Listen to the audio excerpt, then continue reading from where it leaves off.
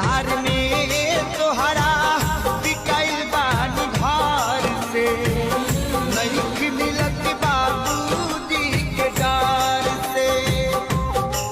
गिर गईनी हम तो सभा का नजार से नहीं मिलत बाबूजी। आज एठी तुमे नह अच्छी खाली तुम स्मृति दिन काटी बाजे कष्ट केमिति कटिब राति अन्यर बहु साजिबा जदि थिला तुम इच्छा हाथ मोर धरी तुमे काहे करिथिल साथी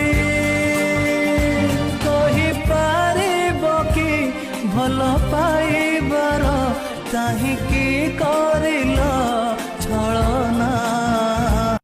नैनों से बहते अश्कों के धारों में